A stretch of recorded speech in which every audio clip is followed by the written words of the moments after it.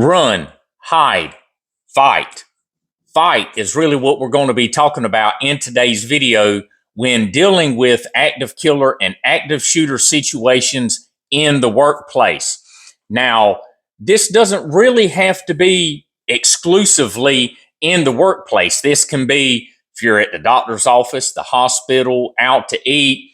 A lot of these things we're going to be talking about, these improvised weapons, are things that are pretty readily available. Now, a lot of you all may not carry a firearm or a blade for self-defense, or you may be in a prohibited area where you can't have those items on you. So we're going to be delving into the topic of improvised weapons when it comes to active killer and active shooter situations. And that'll be coming up next, right here on Minuteman Preparedness.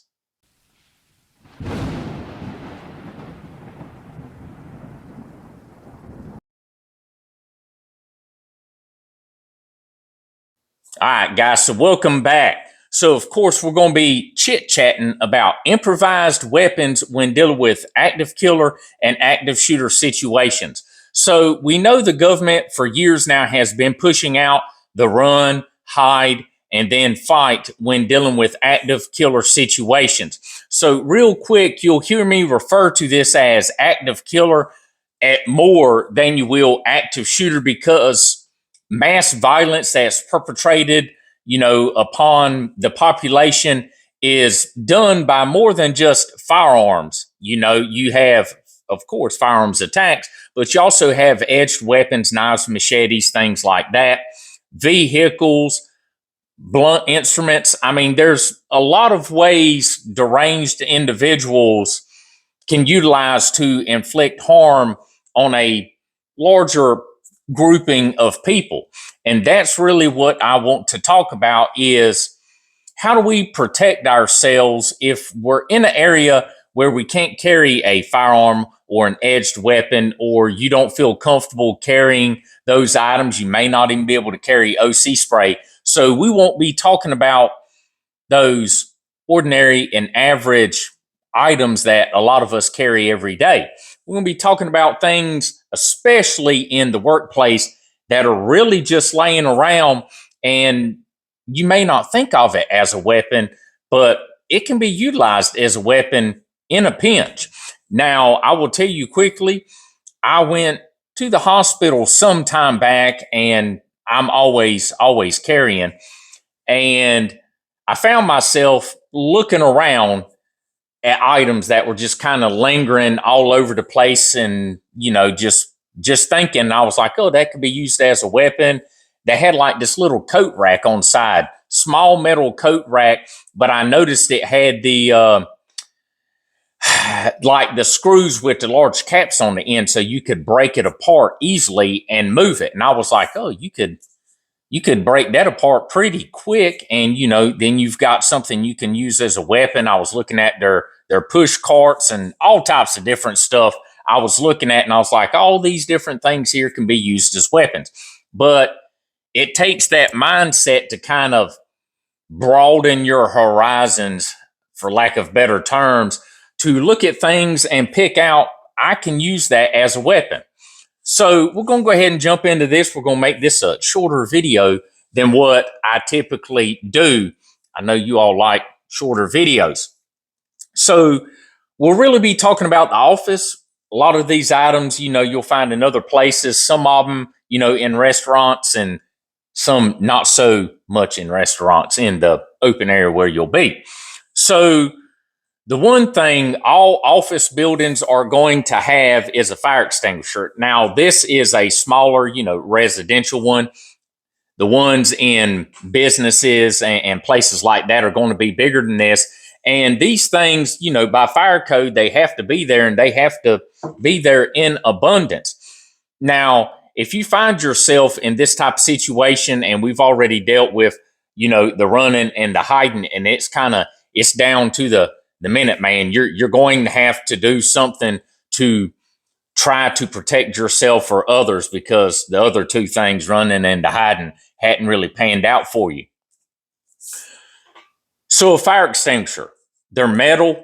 They're pressurized. A lot of time, the commercial ones will have a metal handle on it. Now, you may not look at this as a weapon, but I will tell you, in a pinch, it's a fantastic weapon, guys. So your material inside of here, of course, is pressurized. That's why you have a gauge here. You get down to the minute there, and that individual's coming at you, shooting all over the place. You're kind of down, hidden, and you know they're getting ready to come around the corner. You pull the pin in this, you spray this in their face, and then you use this as a blunt object, and you start whacking them in their face, coming across the body, hitting them all here in their soft tissue areas. You can put a big hurting on them, and with them being shot in the face with the high pressure, I've lost my wording for it, but the material inside here, the fire retardant material in here that blankets the fire, you hit someone in the face with this, spray them, and then you start hitting them, coming like that, good strong jabs, 100% jabs, full fight, full force. And after spraying them, you're going to be able to put a hurting on somebody. Now, these will be all over the place anywhere you go. So kind of glancing at these every now and again when you're somewhere, having a option. Now, inside of the office, businesses. Yeah, it's a stapler. This one's metal. Some of them are plastic now, probably a lot of them, but I have several and they're all metal. Again, you use this and you hit somebody, you hold on to it tight and you hit somebody full force in the face, across the bridge of the nose, right there in the eye, in the temple, right in here in the throat. You hit them a few good times, enough to be able to stop the threat. Little impact weapon. You're going to have to be close with this, a little bit closer than you are with the fire extinguisher. But an item like this with good, strong, blunt force, you can do some damage with this right here. And we have to be mindful. If you're in that type of situation, that life and death, active killer, active shooter situation, and it's down to the line and you've got to do what you've got to do to survive, you go 100% with your force. You don't hold back, because it's either going to be you and the people you're with are going to survive, and the individual, the perpetrator, is going to be injured, to the degree where they're no longer a threat, or the threat is going to inflict harm upon you all. So you have to go 100% whenever you're dealing with that threat. Another thing, these metal 3-punch hole punchers, again, strikes across the bridge of the nose, the face, the temple, the throat. A lot of people will look at scissors and be like, oh yeah. So obvious right here, it's metal, it's pointy. You've got some cutting edge here, but you're going to utilize these in the closed position, kind of like you would, and just jabs to soft tissue areas across the body, enough for it to stop the threat so you can get away safely. So scissors, kind of a more obvious thing, but if you don't think about these things and get your mind prepared and kind of have a pre-plan there, if that situation ever happens and you find yourself in it, you will panic.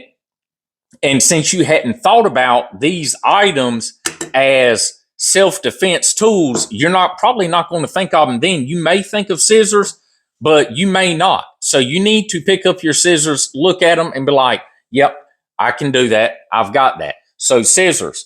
Something else, again, kind of like scissors, pointy metal, a letter opener. Again, jabs to soft tissue areas across the body, enough to stop the threat.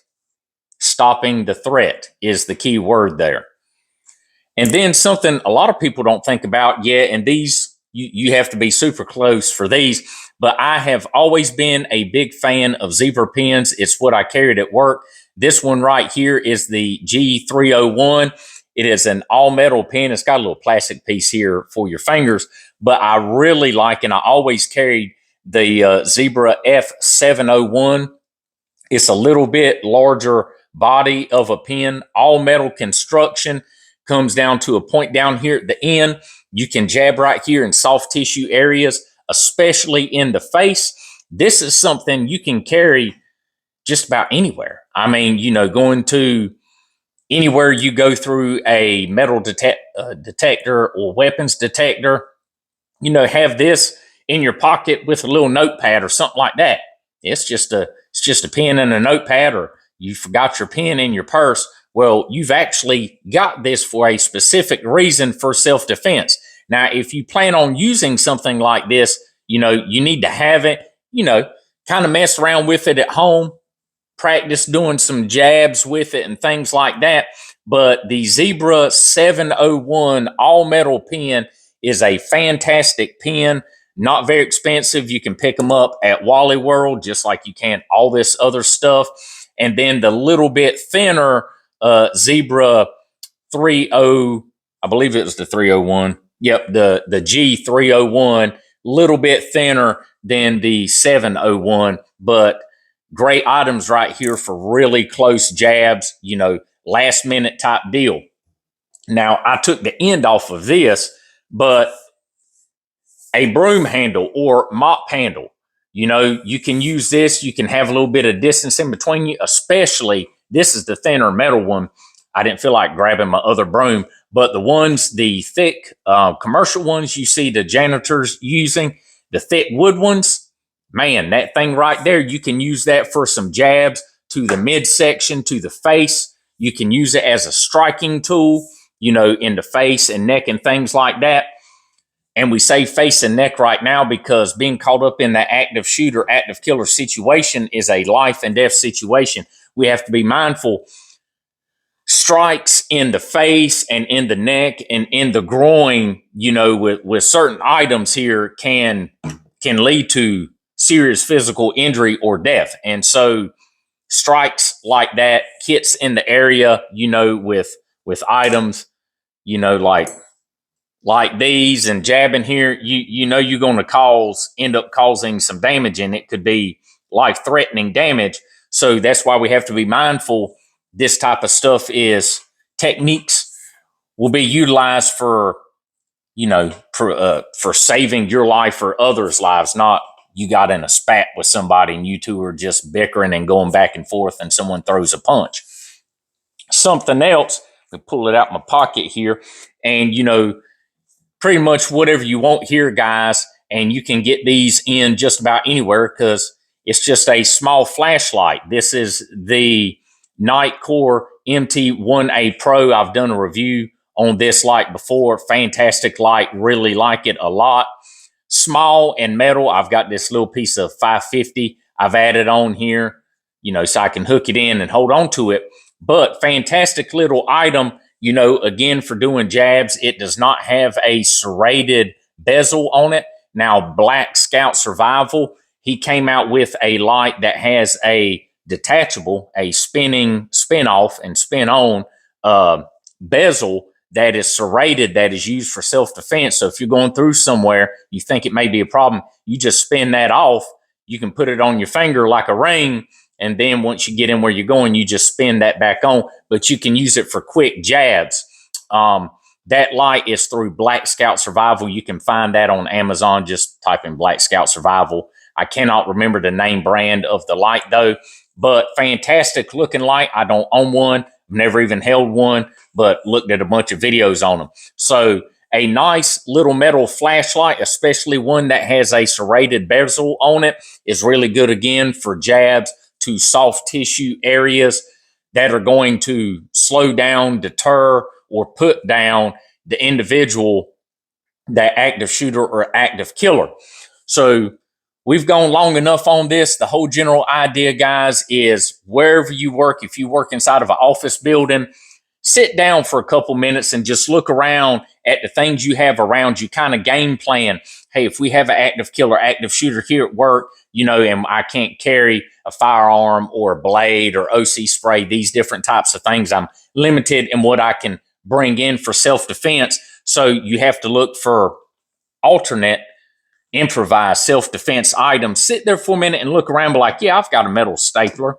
Yeah, I've got a really nice sharp pair of scissors. Yeah, I've got a letter opener.